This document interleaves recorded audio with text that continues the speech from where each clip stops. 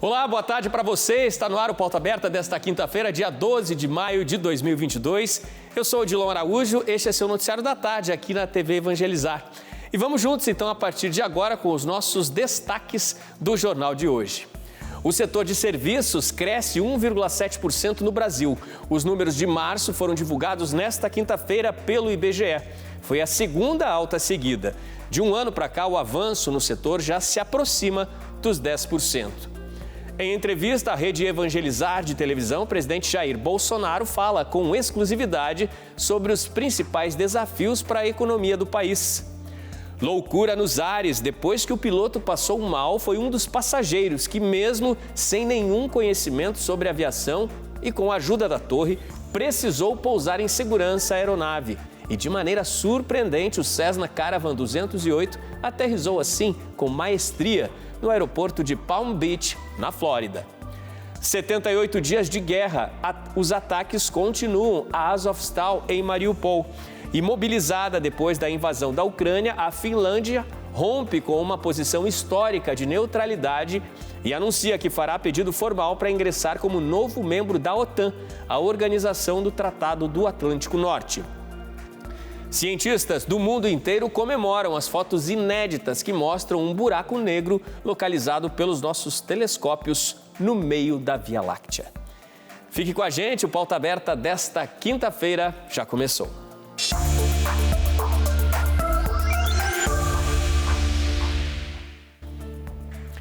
O setor de serviços cresceu 1,7% em março, o que representa que fica 7,2% acima do patamar pré-pandemia, mas continua 4% abaixo do ponto mais alto dessa série histórica, registrada em 2014. Os números foram divulgados hoje pelo IBGE. O volume de serviços prestados no Brasil cresceu 1,7% em março na comparação com o mês de fevereiro. E esta já é a segunda alta consecutiva e o melhor resultado para o mês de março desde 2011, quando teve início a série histórica da pesquisa. Na comparação com março do ano passado, a alta foi de 11,4%. Especialistas atribuem esse bom desempenho do setor de serviços àqueles serviços prestados às empresas, menos aos serviços prestados às famílias, que é o único dos 5 segmentos do setor que ainda não recuperou o patamar pré-pandemia. No acumulado do ano, o volume de serviços prestados no país subiu 9,4% se comparado ao mesmo período de 2021. Em 12 meses, a alta acumulada passou de 13% em fevereiro para 13,6% em março, mantendo a trajetória ascendente iniciada em fevereiro do ano passado. O setor alcançou o maior patamar desde maio de 2015, mas ainda segue 4% abaixo do ponto mais alto da série histórica, registrado em novembro de 2014. O setor de serviços é o que possui o maior peso na economia brasileira e tem apresentado uma recuperação desigual. Na comparação com os 3 primeiros meses do ano passado, houve alta de 9,4%. A produção industrial cresceu 0,3% em março, mas segue abaixo do patamar pré-pandemia. O comércio, por outro lado, avançou 1% em março e registrou a terceira alta seguida, fechando o trimestre com alta de 1,9%. O mercado financeiro estima atualmente um crescimento do Produto Interno Bruto, que é o PIB, de 0,70% este ano. Já para a inflação, a projeção é de 7,89%, mas boa parte dos analistas já vê um IPCA acima de 8% no ano. Já para a Selic, a expectativa é de que o Banco Central continue aumentando os juros diante de uma inflação que há 8 meses permanece acima dos 2 dígitos. Apesar dos números divulgados hoje pelo IBGE, as perspectivas não são animadoras. A alta dos juros e a inflação galopante diminuem ainda mais o poder de compra e de consumo das famílias, o que vai impactar diretamente no crescimento da economia em 2022. Bem, com a disparada de preços, já há meses no nosso país, ontem a gente destacou aqui no Pauta Aberta, o anúncio do governo federal de zerar a alíquota do imposto de importação em 7 categorias de produtos alimentícios e também de alguns itens da construção civil. A gente preparou para hoje uma reportagem que traz mais detalhes sobre esta decisão do Ministério da Economia. O anúncio foi feito durante uma coletiva para a imprensa em Brasília. Segundo o secretário do Ministério da Economia, Marcelo Guaranis, o governo está zerando a alíquota do imposto de importação de vários produtos para tentar conter a inflação. Em abril, o Índice Nacional de Preços ao Consumidor Amplo, IPCA, que mede a inflação oficial, fechou em 1,06%. Foi o índice mais alto para o mês de abril desde 1996, quando foi de 1,26%. Segundo o IBGE, que calcula o IPCA, a inflação acumulada em 12 meses está em 12,13%. A redução de impostos já está em vigor e vale até o dia 31 de dezembro deste ano. Os produtos alimentícios que tiveram a alíquota de importação totalmente zeradas são: carnes desossadas de bovinos congeladas, o imposto era de 10,8%, pedaços de miudezas comestíveis de galos, galinhas congelados, o imposto era de 9%, farinha de trigo, o imposto era de 10,8%, outros trigos e misturas de trigo com centeio, exceto para semeadura, o imposto era de 9%, bolachas e biscoitos adicionados de edulcorante, o imposto era de 16,2%, outros produtos de padaria, pastelaria, indústria de biscoitos, o imposto era de 16,2% e milho em grão, exceto para semeadura, o imposto era de 7,2%. O Ministério da Economia informou que o impacto com a renúncia tributária pode chegar a 700 milhões de reais até o final do ano. Não há necessidade de compensação fiscal por se tratar de um imposto regulatório e não arrecadatório. Além de zerar a alíquota de importação de produtos alimentícios, a CAMEX também reduziu ou zerou o imposto sobre outros produtos importados. 2 deles são insumos usados na produção agrícola. Foram reduzidos ainda os impostos de 2 tipos de vergalhão de aço, atendendo a um pleito do setor de construção civil que já estava sob análise do Ministério da Economia. É uma medida muito importante essa, de zerar a alíquota desses impostos de importação, e o que se espera é que os reflexos sejam diretos aí ao bolso do consumidor no momento em que ele for às compras. O presidente Jair Bolsonaro esteve ontem na Expo Ingá, em Maringá, onde assinou o contrato de liberação de verbas para obras do contorno sul metropolitano na cidade. O presidente recebeu com exclusividade a equipe da rede Evangelizar de televisão. Na entrevista, que vai ao ar a partir de agora para todo o Brasil, ele falou sobre os desafios do país, principalmente na área da economia e da infraestrutura. Acompanhe. Após 2 anos, a Sociedade Rural de Maringá voltou a realizar a Expo Ingá, uma das maiores feiras agropecuárias do Brasil. Esta é a 48ª edição do evento, que desta vez recebeu a visita do presidente da República, Jair Bolsonaro. Ele foi recepcionado na arena principal do Parque de Exposições Francisco Feio Ribeiro, onde desde o meio-dia era aguardado por apoiadores. Durante o evento, o governo federal assinou o contrato de 253 milhões para a realização das obras do contorno sul metropolitano de Maringá. Em seu discurso, Bolsonaro agradeceu aos apoiadores e falou sobre ações do governo federal. Após o evento, o presidente da República concedeu uma entrevista exclusiva para a TV Evangelizar. Olá para você que acompanha a TV Evangelizar. Olá, presidente. Eu sou Luciana Macedo, da TV Evangelizar. Falo em nome do padre Reginaldo Manzotti. Muito obrigada por esse momento, por nos atender.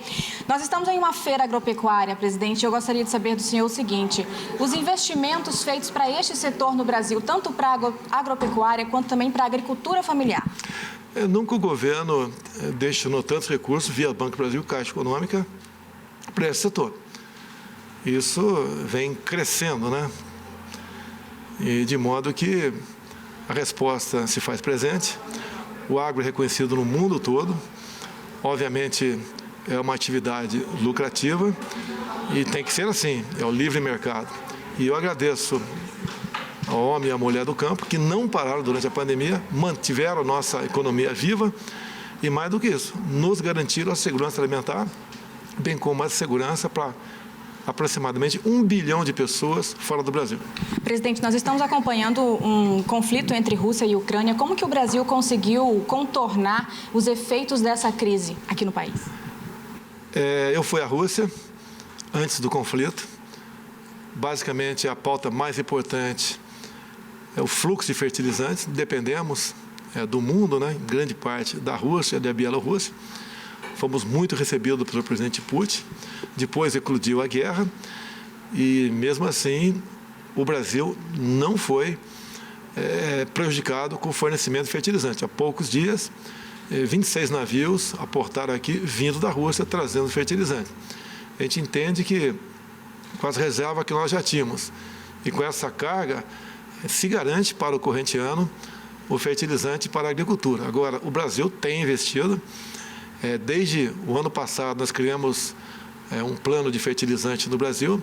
Está estudo bastante avançado, fertilizante de algas, bem como a exploração em terras indígenas também. Depende do parlamento isso aí.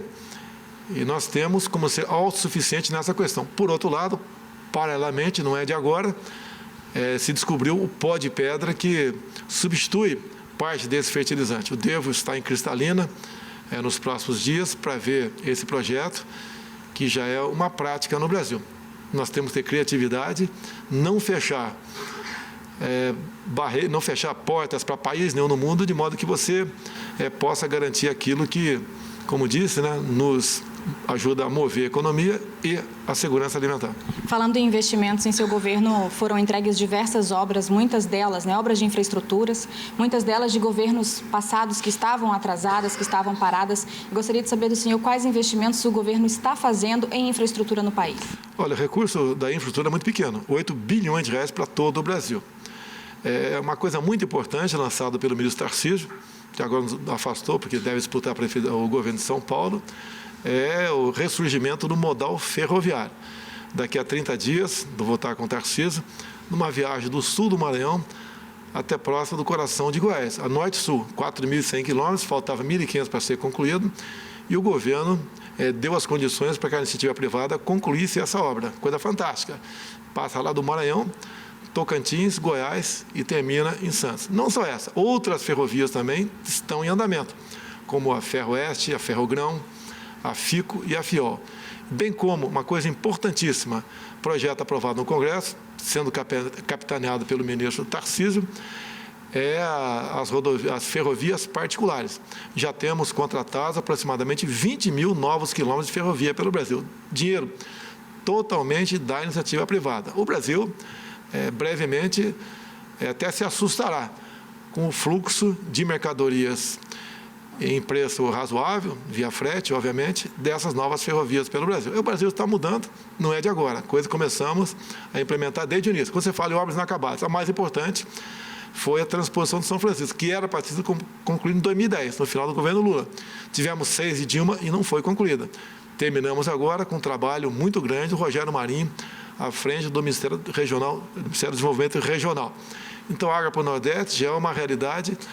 E essas viagens que a gente faz, a gente vê no semblante do nordestino, surrado pela seca, a alegria que ele expressa quando chega água na sua casa. Então, é um presidente, um governo que tem feito o seu trabalho. Mais do que isso, quando você vai para o lado dos aposentados, aquele suplício de um tempo atrás da prova de vida, você via gente sendo carregada até em carrinho de mão fazer prova de vida, hoje você faz a prova de vida, por exemplo, votando, comprando um imóvel, ou seja, e quando a pessoa não faz, ou melhor, quando não entra nessas questões que dão direito à prova de vida, o governo vai atrás dessa pessoa.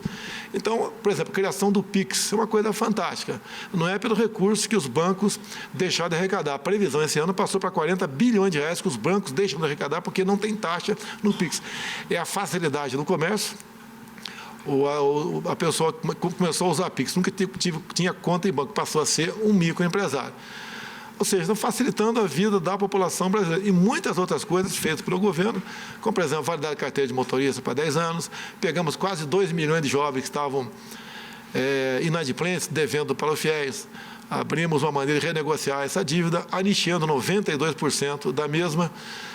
Ou seja, está trabalhando, fazendo a nossa parte, não temos o apoio de parte da grande mídia, mas a população vai entendendo o que nós fizemos. Enfrentamos uma pandemia, este governo aqui jamais foi contra a política do fica em casa, a economia a gente vê depois. talvez eu tenha sido o único chefe de Estado a defender isso, fui muito criticado, e hoje você vê estudos de fora do Brasil em especial, que a política lockdown, isolamento, o fica em casa, não salvou vidas, mas quase destruiu nossa economia e proporcionou um estrago muito grande na educação do Brasil e do mundo todo.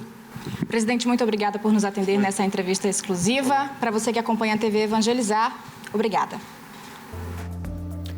O dia foi muito triste ontem, depois da queda de um avião e da morte de 2 pessoas paraquedistas no interior de São Paulo. Foi em Boituva. Um vídeo publicado nas redes sociais de uma das vítimas, que morreu depois do pouso forçado, mostra vários atletas em outro salto, momentos antes da tragédia. Nas imagens, é possível ver que o grupo de 7 atletas salta do avião e faz manobras no ar. Entre eles está o Wilson José Romão Júnior, de 38 anos. Ele era instrutor e postava fotos e vídeos dos saltos que fazia com os colegas. Além de Wilson, o acidente provocou a morte de André Luiz, de 53 anos, que também era paraquedista experiente. De acordo com a Associação de Paraquedistas de Boituva, no momento do pouso, 16 pessoas estavam a bordo da aeronave. 12 foram socorridas e as outras 4 não precisaram de atendimento médico.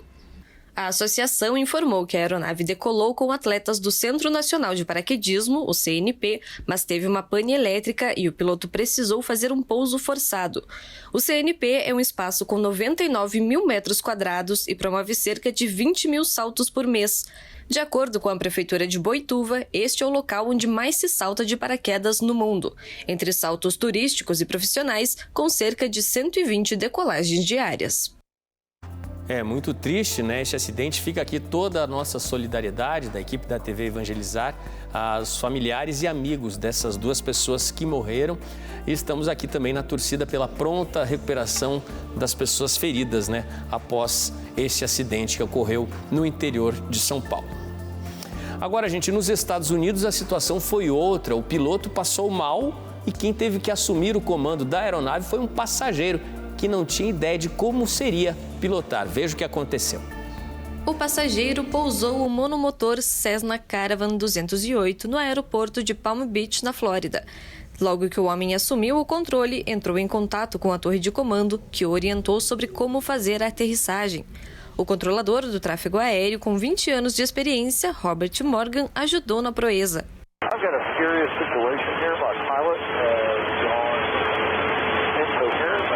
How to fly the airplane, but I'm maintaining in 9100. 333 Lima Delta, Roger. What's your position? I have no idea. I can see the coast of Florida in front of me, and I have no idea. Mesmo experiente, Morgan nunca havia pilotado aquele modelo, mas conseguiu usar o mapa da cabine da aeronave para dar instruções ao novo piloto. Depois de pousar o avião, o controlador elogiou o passageiro para os outros pilotos na pista. You just witnessed a couple passengers land that plane. Man, they did a great job.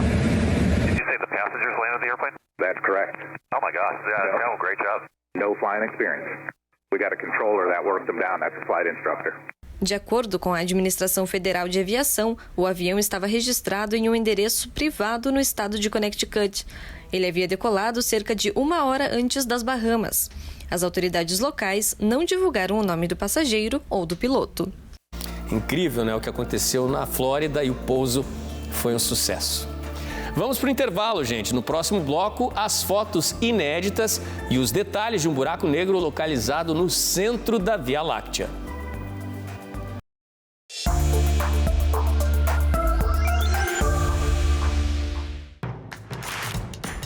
Não perca mais nenhum vídeo da TV Evangelizar. Inscreva-se agora.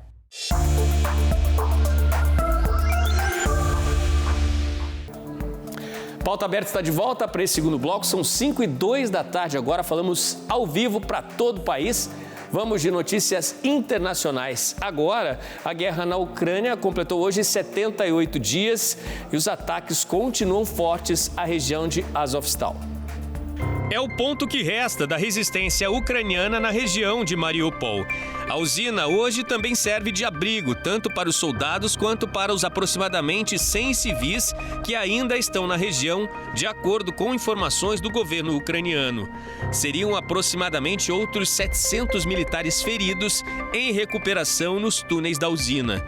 E o apelo de um desses homens que resistem dentro de Azovstal foi encaminhado ao multimilionário Elon Musk, com um pedido ao homem mais rico do mundo, que traga ajuda para retirar as pessoas que tentam deixar a cidade. E a Finlândia é um país que tem mais de 1.300 quilômetros de fronteira com a Rússia e que normalmente adota uma posição de neutralidade, anunciou hoje a intenção de tornar-se a mais nova integrante da OTAN. A mudança de postura no cenário político internacional é histórica e, claro, foi evidentemente motivada pela invasão russa à Ucrânia.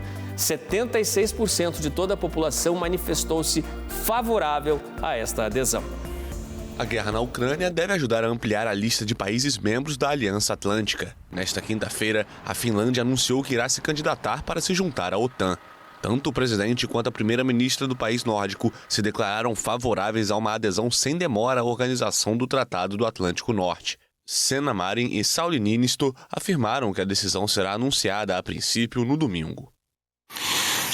A Finlândia decidiu se candidatar. A adesão vai fortalecer a segurança e a estabilidade da região no Mar Báltico e do norte da Europa. A Finlândia é um provedor de segurança regional e fortaleceria ainda mais a OTAN como um futuro aliado. De acordo com pesquisas recentes, 76% dos 5,5 milhões de finlandeses se declararam favoráveis à adesão à OTAN. Antes da guerra na Ucrânia, o apoio era de 25%.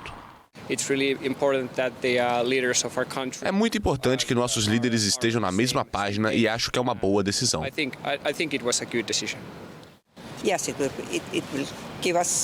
A OTAN nos dará segurança. É por isso que quero que estejamos na aliança. Acho que deveríamos ter entrado na OTAN desde a década de 1990, quando se tornou possível.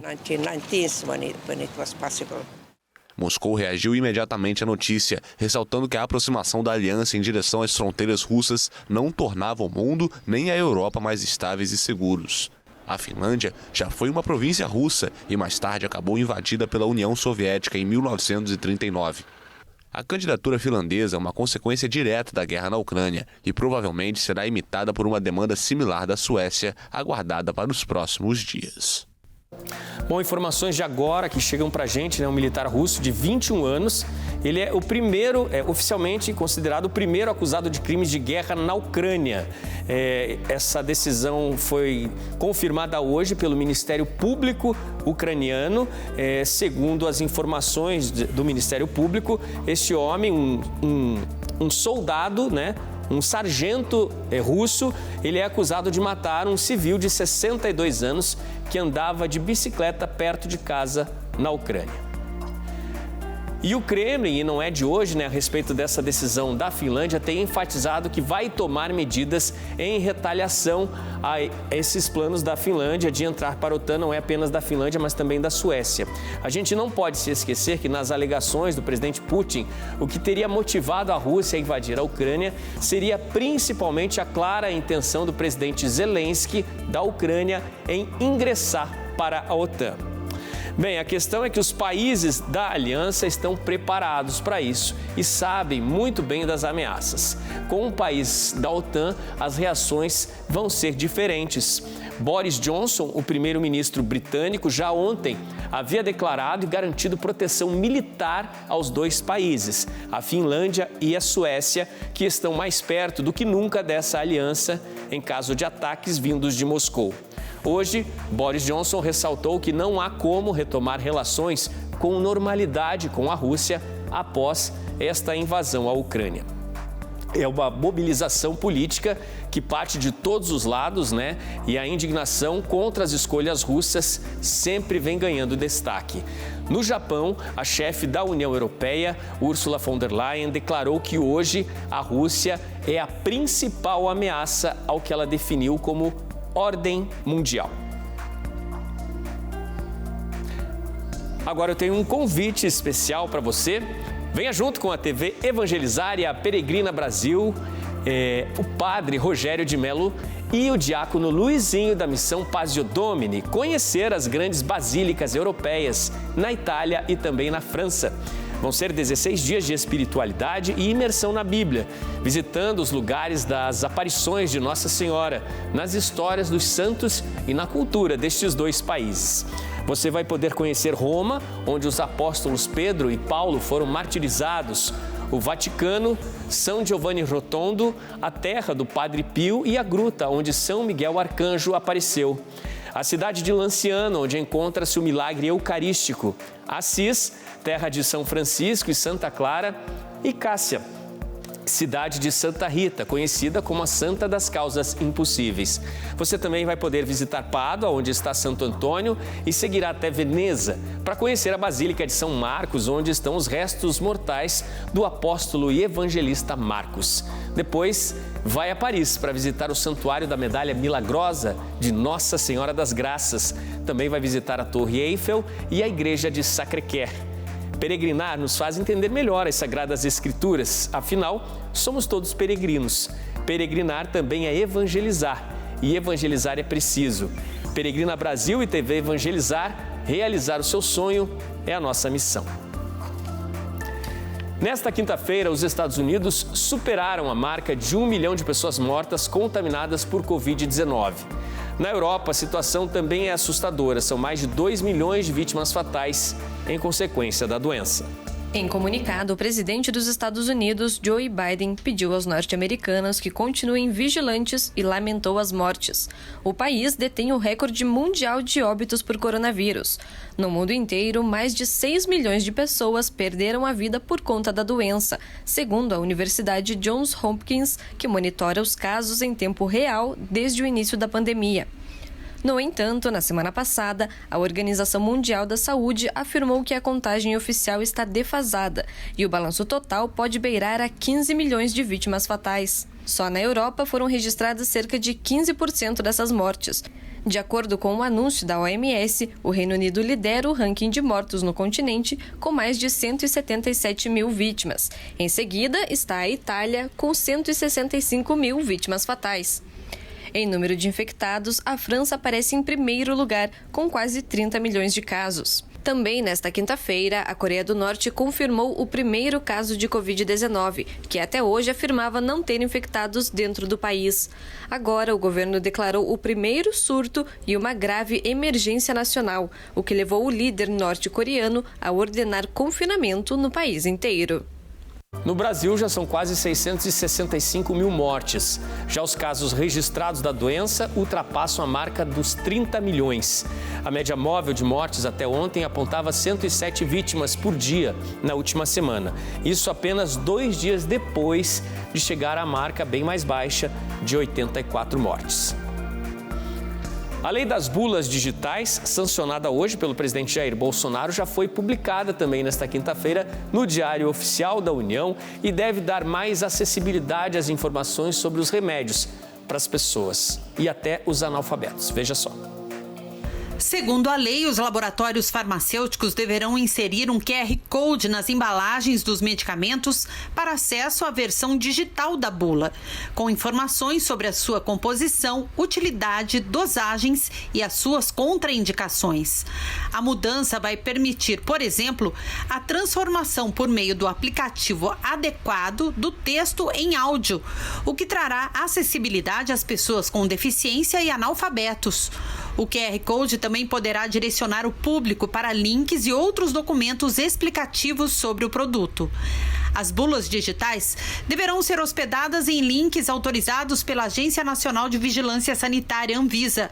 E o laboratório poderá inserir outras informações além do conteúdo completo e atualizado, idêntico ao da bula impressa. A bula digital, aliás, não exclui a obrigação da versão impressa, que vem junto com o medicamento na embalagem. E agora vamos falar sobre o espaço e os mistérios que envolvem a nossa galáxia. Cientistas do mundo inteiro comemoram fotos inéditas de um buraco negro no meio da Via Láctea. O registro é um importante marco para a ciência e foi realizado por um dos 11 radiotelescópios espalhados pelo mundo. Cientistas explicam surpresos ao ver como o tamanho do anel observado está tão de acordo com as previsões da teoria da relatividade geral de Albert Einstein. Especialistas explicam que fotos como estas ampliam o conhecimento do que acontece mesmo no centro da nossa galáxia e dão novas pistas sobre como é que esses buracos negros gigantes interagem com o meio que os rodeia. O grupo de mais de 350 pesquisadores apresentou a descoberta em coletivas de imprensa realizadas simultaneamente nos Estados Unidos, Chile, Alemanha, México, Japão, China e Taiwan. Os observatórios do Event Horizon, que são distribuídos em 8 locais diferentes da Terra, são operados em conjunto. Especialistas explicam que os buracos negros são uma espécie de abismo cósmico que atrai para si tudo que se aproxima a uma determinada distância dele. Nem mesmo a luz escapa de ser atraída por esses objetos. E isso acontece porque a atração gravitacional desses corpos é extremamente forte.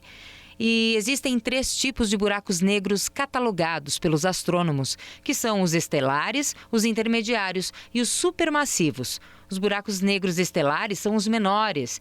Eles são formados quando uma estrela massiva morre, numa explosão chamada de supernova. Uma estrela massiva geralmente tem entre 10 e 100 vezes a mais que o tamanho do Sol. Mas um dos grandes mistérios da ciência é saber o que tem dentro de um buraco negro. De acordo com a cientista Andrea Ghez, que investiga buracos negros e foi uma das vencedoras do Nobel de Física de 2020 pelo seu trabalho, ninguém sabe o que tem dentro desses buracos. Mas então, o que é o buraco negro chamado de Sagitário e que foi fotografado? É um buraco negro supermassivo, 4 milhões de vezes mais massivo do que o Sol, e o diâmetro dele é cerca de 18 vezes maior que a Terra. Ele recebeu este nome por estar na constelação de Sagitário, que pode ser vista nos hemisférios norte e sul. A descoberta deste buraco negro foi revelada para a comunidade científica pelos astrônomos Bruce Bellick e Robert Brown nos anos 70, inicialmente como uma fonte de rádio brilhante no centro da Via Láctea. E não são apenas as fotos que impressionam, o som do buraco negro é assustador.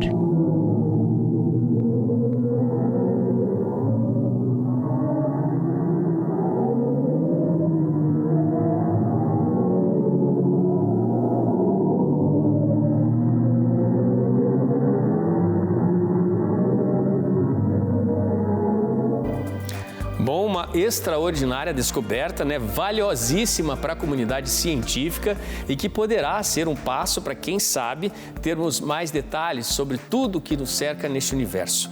Os questionamentos são ilimitados nessa nossa caminhada, por isso é tão importante também a gente seguir com fé. Um ótimo finzinho de tarde para você. Muito obrigado pela sua companhia. A gente tem novo encontro marcado para amanhã à tarde aqui no Pauta Aberta na TV Evangelizar. Tchau, tchau.